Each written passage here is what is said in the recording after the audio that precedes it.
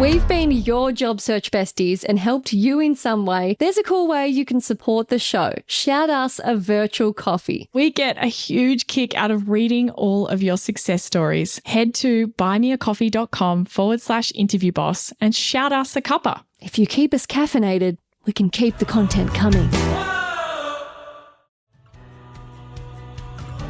It's going to work against you if someone's immediate assumption is the wrong thing. I'm quickly realising how important this description line is. Right? Hey everyone, and welcome back to Interview Boss. My name is Emma. I'm a radio journalist who's teamed up with my sister to give you advice, inspiration and support when you're looking for a new job. Sarah is a HR and recruitment professional, and together we're excited to give you all the tips, tricks and behind the scenes knowledge to help you in your career. Hey Em, and welcome back everyone. Em, it's time for our favourite part of the podcast. This is our Shoot Your Shot shout out, where we celebrate you, our incredible listeners who've gone out there, shot your shot and landed big wins, little wins, or you've got some insights from the job search.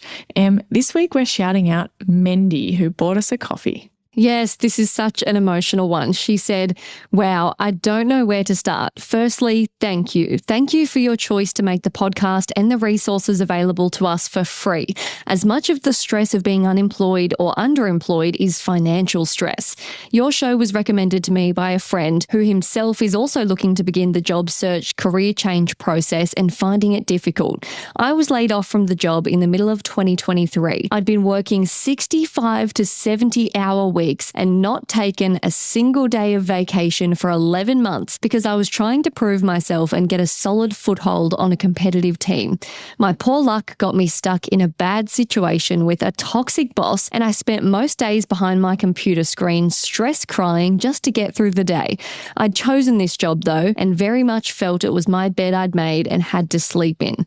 Also, I had no time to look for a new position, and in the meantime, had to pay my mortgage and bills.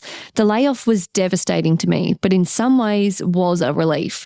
I took a few months to get healthy emotionally and physically, and then started applying and looking at the start of 2024. I was so careful and specific so as to not make the same mistake of getting myself into a toxic situation again. But I found that I couldn't get anyone to pick up my resume.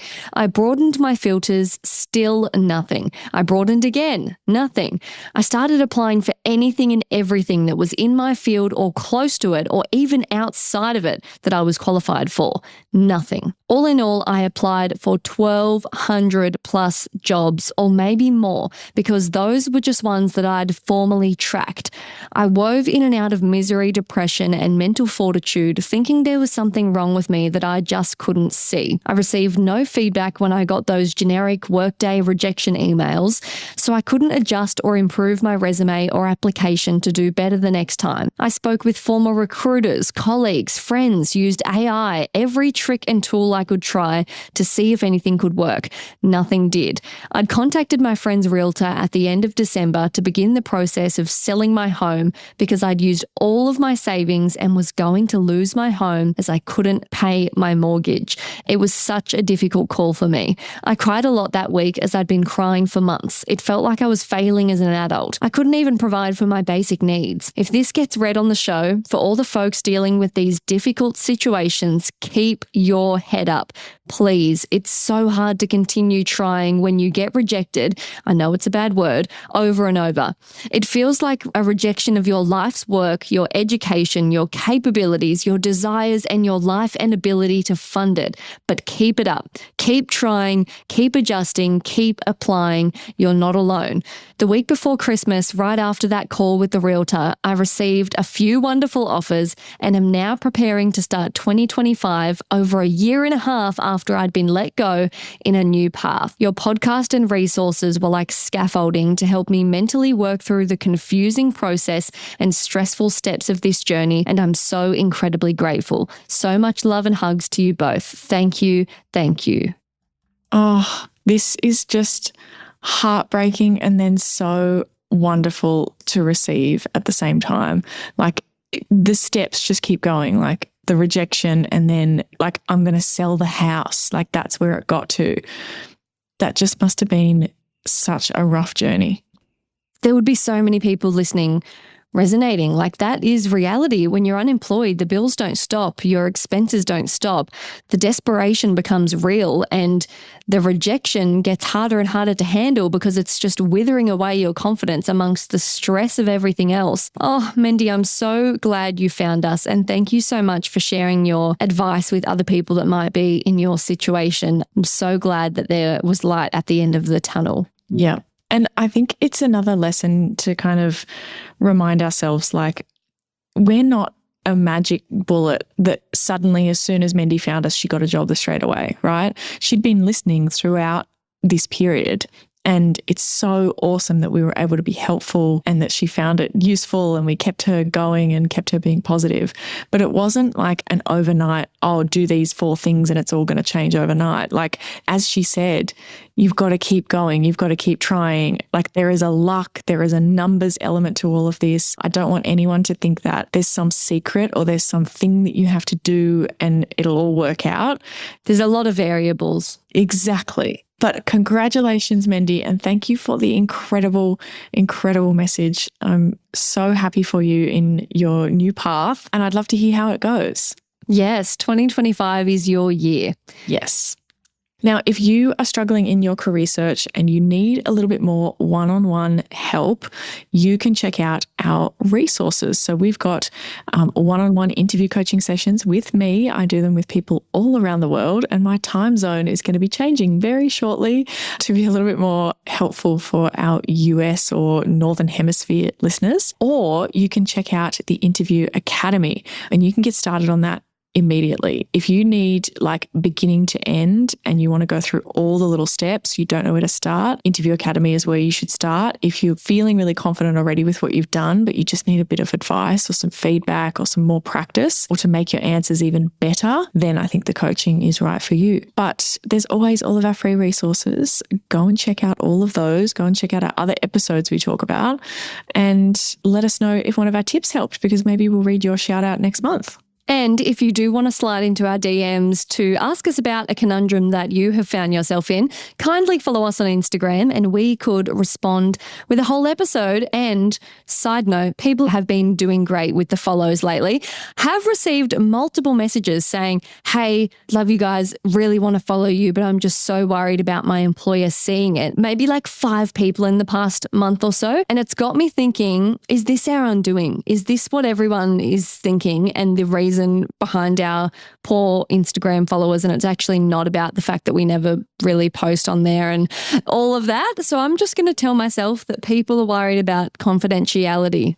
If you've listened to some of the episodes from the beginning of our show, you might have heard that we talked about join the Facebook group. We still get requests to join the Facebook group, even though there is no Facebook group. It never got started, really. Like, we had it promoted as like, hey, this is a good idea, and it just didn't take off. And so we just stopped it because my assumption was exactly what you just said there. People don't want to join a group and post something and then maybe they see someone that they know. Yeah, with their face and name to it. Exactly. Even though, like, we're global, guys. Like, you know, it's very unlikely that you'd run into the exact person, or even when we read out someone's name, it's like there are millions of people called that same thing all around the world. Like, who knows who you are? But I kind of feel like it's a little bit far-fetched to think that your employer will comb through your following list and see us. Like, there's no longer a tab on Instagram where it pops up when someone you know has followed. That doesn't exist anymore. But if someone else was to go and listen, one of their colleagues or something, and they opened our page up, it would say followed by your friend. Right? Yeah, but they could have used us to get that job that they're currently in. I know. Do you know what I think? I think I'd love feedback on this if you're listening. I think there's an option for us to have an Interview Boss Instagram and we make it all about like just funny work memes so we go underground. Yeah. And it's like the secret community of if you actually want to leave your job, and only the people, like, if you know, you know. That's outrageous. Well, you can start like broadcast channels, right? But we need to look into this. Anyway, let's get into today's episode. I'm just saying, I'm forgiving some people out there who want to follow us but are worried. I get it, but still, please follow me from your dog's account. Follow me from your burner account. account. Follow me from your boyfriend's account. It's fine. Yes, that would be very, very welcome. Okay, what are we talking about this week, Em? Talking about on your resume when you list off the different companies you've worked at and the description lines that you give underneath the company to explain who they are and what they do. Yes. Now, our free resume template recommends or has a spot for you to do this, I guess. So in our free resume template, if you haven't got a copy of that, check out the link in the show notes and go and grab a copy. It's completely free template for you to use. You don't have to use our formatting, but it can just be really helpful because it lays it out in the way that we recommend. And every section is optional and you can change everything around. But here's what we kind of say for that short description. We've got short description of the company, include location, industry, goals of the company, and as many relevant numbers as possible. So I saw a bit of a debate about this on LinkedIn recently, which kind of prompted us to do this episode. And I wanted to talk about why we would sometimes recommend that someone include a company description on their resume.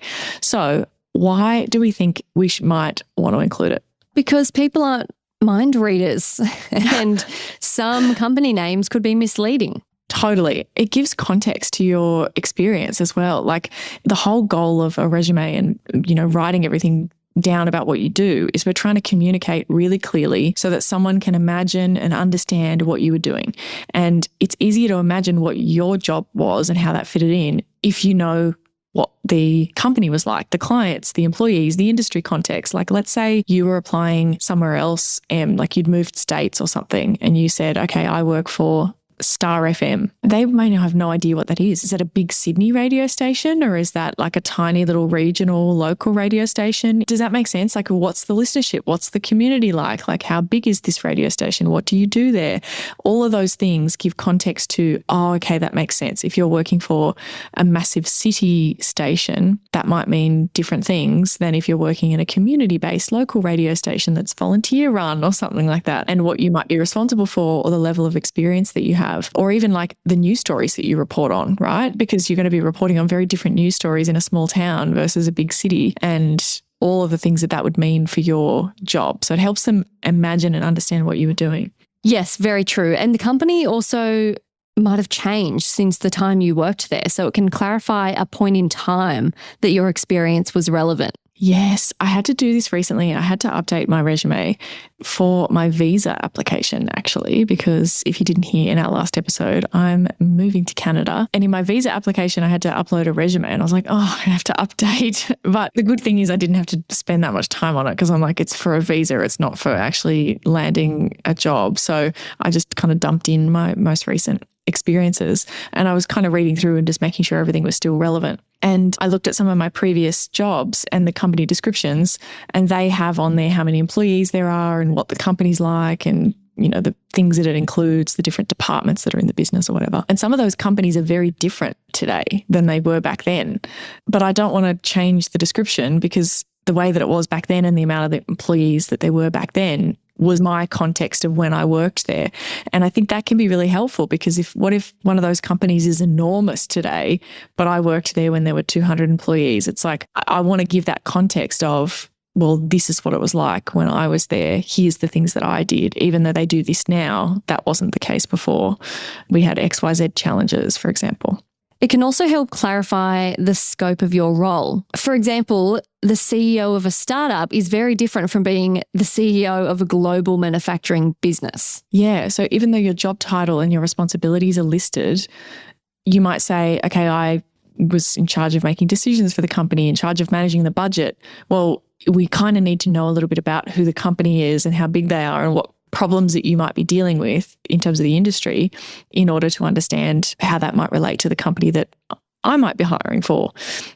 Does that kind of make sense? It helps us imagine the CEO, okay, you're a marketing manager. Are you a standalone marketing manager or are you a marketing manager with 100 people below you on different levels because it's a national company and there's 4 different branches? Those are 2 very, very different types of jobs. And if you're looking for someone who's got certain layers of experience, then you're going to see tick, tick, tick in one of those and not in the other. And I think the big takeaway is that we don't want there to be any confusion or misunderstandings. There should be context clues in your bullet points. And some people might be thinking, yeah, shouldn't they be able to work that out because I've said, managers X amount of direct reports in my bullet points? Sure.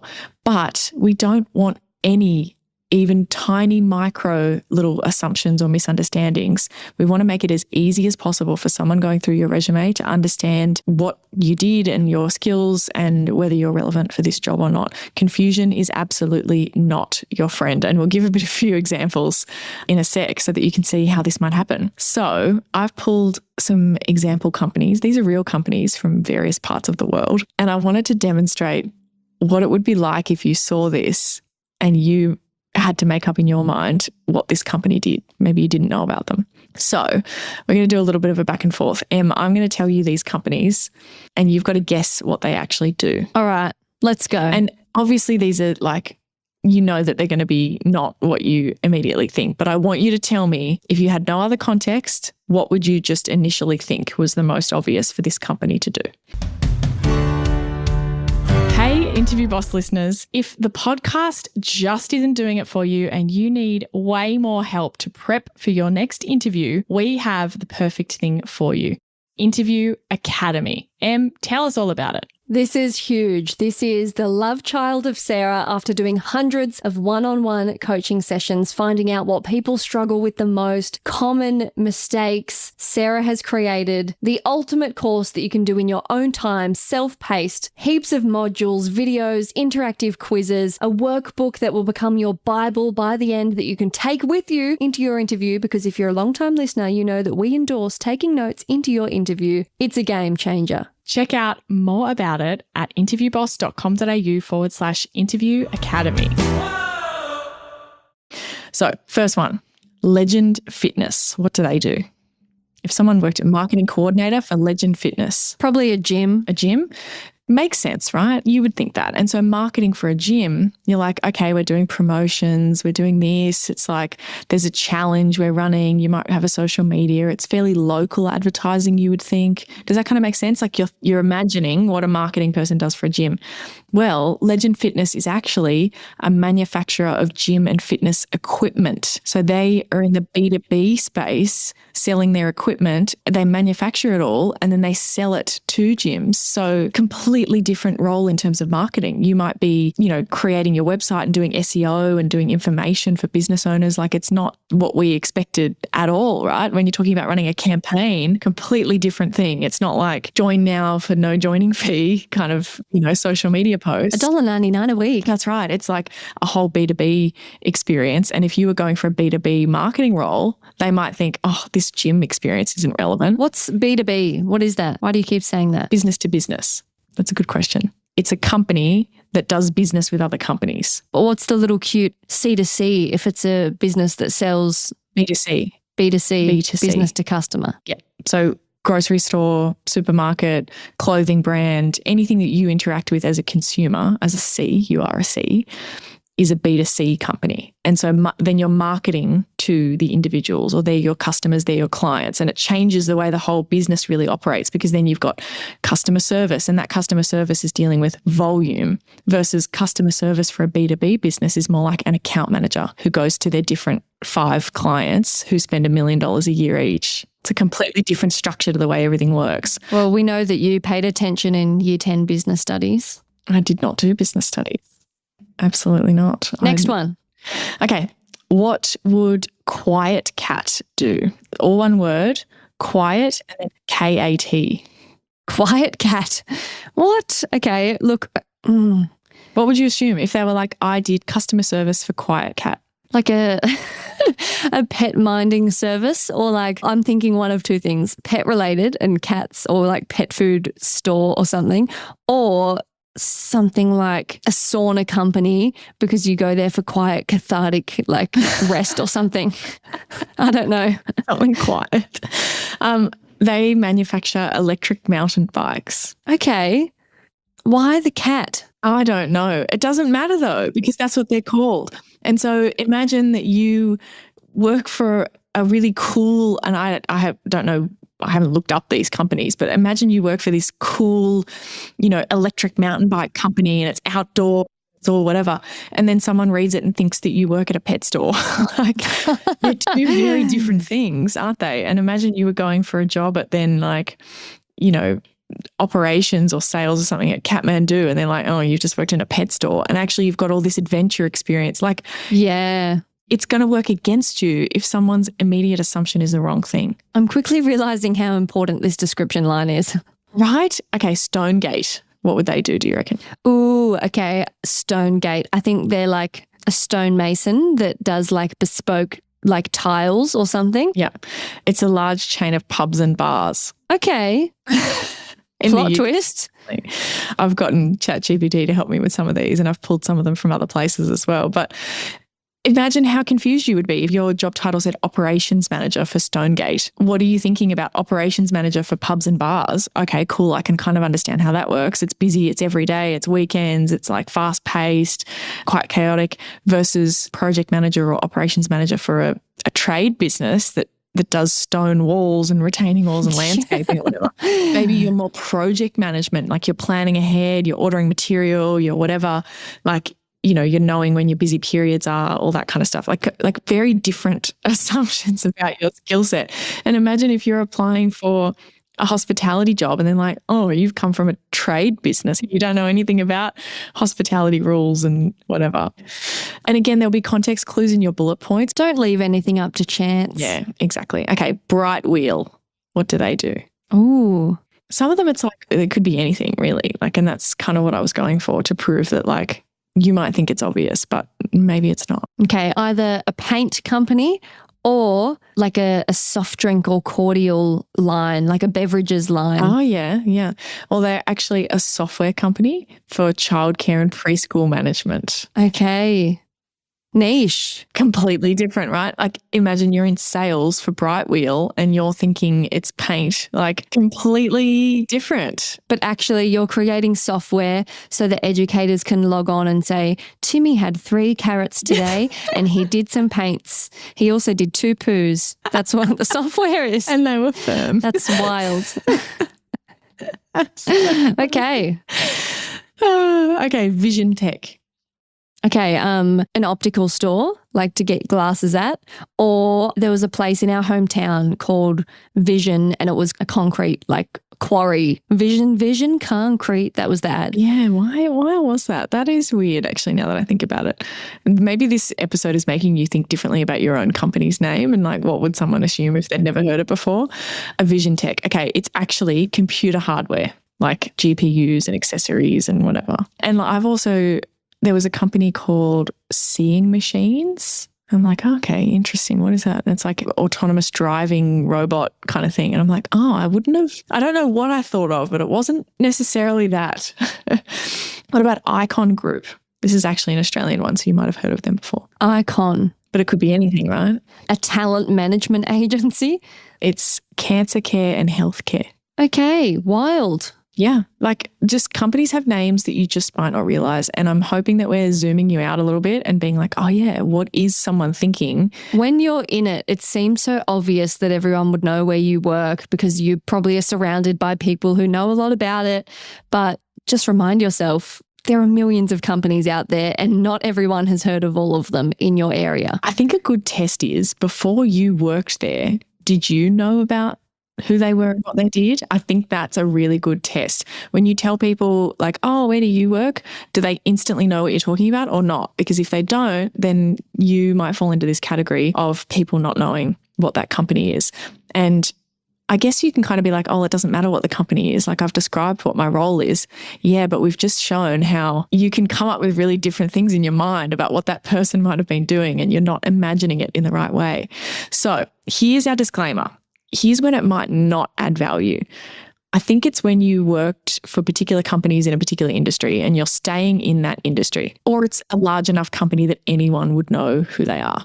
Like if you worked for Walmart in any capacity, anyone in the US is going to know what that is. If you worked for Woolworths in Australia, anyone in Australia is going to know what that is, right? Like you don't need to necessarily put the context. But what you might want to put is the division or the certain store or the certain department that you worked in, for example. Like you could still use this concept. You could just do nothing You could use it for something else more specific. What division were you in? What project were you on? What store were you in? Something like that. Or you could do the full description of what the company actually is. But it's so contextual because imagine it was, okay, I worked for Woolworths, but now I'm applying for jobs in the US and I've got experience from Australia. Well, you're going to have to explain what Woolworths is. Like that doesn't mean anything to anyone. And so maybe if you were applying for like, on exclusively supermarket large chains in corporates in the US, maybe they would have heard of an Australian supermarket chain, but it's contextual. If you worked for a mining company, let's say, and you're applying in that same industry, probably everybody knows the name of the big mining company that you worked for, right? So you might think, okay, not relevant, but you could use that section to specify the exact mine that you worked on or the particular type of mine that it was or something like that. Does that kind of make sense? Like even if you've got obvious recognition, like let's say it's, I worked for Meta. Okay, cool. Well, Meta is a very large company that involves a lot of different software and a lot of different bits. You might want to specify, I worked in this particular department on this particular. In the complaints section. Yeah, or I worked on Instagram, or I worked on, like, do you see how that's very different? Working on the Facebook product versus working on the new augmented reality thing, visual headset that we're doing. Like those two, and if you could say I'm a software developer on a legacy product versus on a cutting edge thing, like they're two very different things. So again, we're using this line, we're using this concept to add context to your jobs to make sure that someone can understand what you were doing. So how do we do it? Here's some tips. It shouldn't be too long. Don't ramble on, just enough to give them the basics, context. I feel like 2 sentences. Like 1 sentence, 2 sentences, like short. Yes. Also, don't just rip it from the company's website. Write it yourself based on what you know about them so that it's not super jargony and it's accessible to someone that knows nothing about that industry or job, can read it and go, great, I know what they do. And also companies have this tendency, this drives me bloody wild. Companies have this tendency to just not say what they freaking do. Have you noticed this? No. Like you would never see on any of those companies that we just talked about, manufacturer of gym and fitness equipment. They would never say that. They would say, we're the leading provider of hard services to whatever. And it's like, what the fuck are you talking about? What do you mean? Say what you actually do. Oh, we do software for childcare centres. They would never say that. They'd be like, Brightwheel is a customized end-to-end whatever. Yeah, bridges the gap between home life and educators. Yeah. So don't be putting that description on your resume. Like you want to write it in the most explain like I'm 5, basic, straightforward, everyday language to explain what that company is and what they do. Make it really, really simple. So is it a bar and restaurant? Is it a software company? Like what thing do they do? And give relevant numbers too. So you were saying, Sarah, for HR jobs, you will say the amount of people in the company because that gives context to how many people you are managing in HR capacity or looking after. Yes, that's right. For me, working at a radio station, I could say how many listeners per day or week we have to give it an idea of the scope of, how large we are. Yeah, totally. And you can kind of specify your regional location as well, because maybe you don't have on your template, like you might not write down every location that all your different jobs were in what town or city or whatever, but you might specifically add that for radio station because that might be really relevant for people to understand, okay, I know the population of that area and again, like what that all means in terms of, because radio is one of those industries that's categorized by like the size, like you've got cities, you've got regional, you've got whatever. It's going to be different depending on your industry, how that might be categorized. Like if you work in healthcare and you're in your same state, well, everyone's probably going to know the hospitals that are in that state. That's going to make sense. But if you're moving interstate, maybe you need to specify whether that's a private or a public hospital or, some of those bits and pieces that kind of go along with that. How many beds do they have in that hospital? How many patrons can your restaurant seat? Like, are we talking it's a 20-person cafe or is it a 150 function venue restaurant? Like, those are 2 very different things. And those bits of context can be really helpful in this section. So what do you reckon? Are you going to add this on next time you have to do a resume?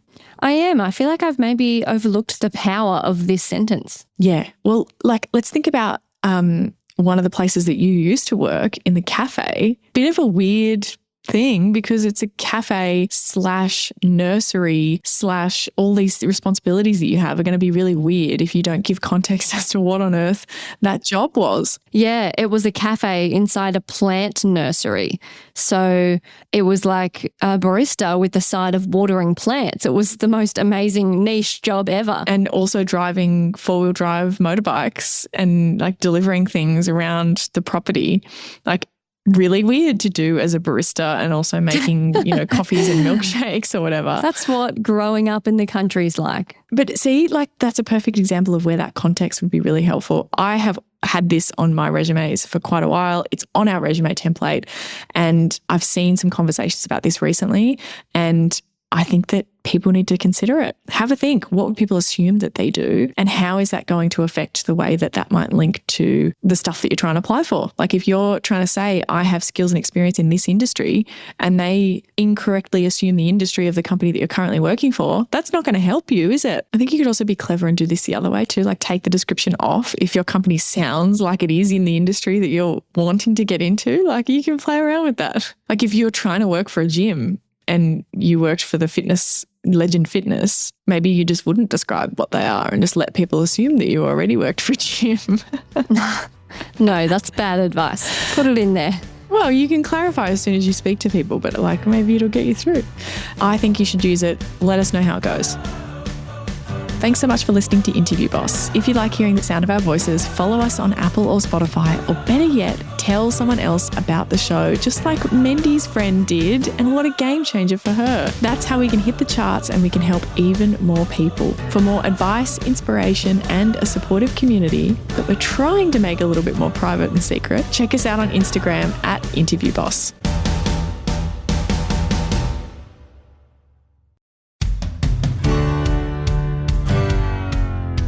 Can you believe we started Interview Boss in 2021? Not really. It's insane. That's a lot of episodes and a lot of hours of talking. Oh my gosh, it is. And if you're scrolling through all of our episodes, you might scroll straight past something that you really, really needed. Yes, we're always getting messages from people asking us to do an episode on something, and I'm like, we already have. So we've put together playlists to help you find the episodes that are exactly what you need, suited to your situation. They're all categorized. If you're applying for jobs, we have episodes about resumes, cover letters, job ads. If you've been offered your dream job, we have episodes on resigning, exit interviews, and how to impress at your new company. And we even have a very special playlist that's very popular for if you have an interview coming up immediately and you need just our most recommended hard-hitting episodes between now and then. For all our last-minute listeners. It's all there for you. You can browse by category and check out all the playlists at interviewboss.com.au/podcast.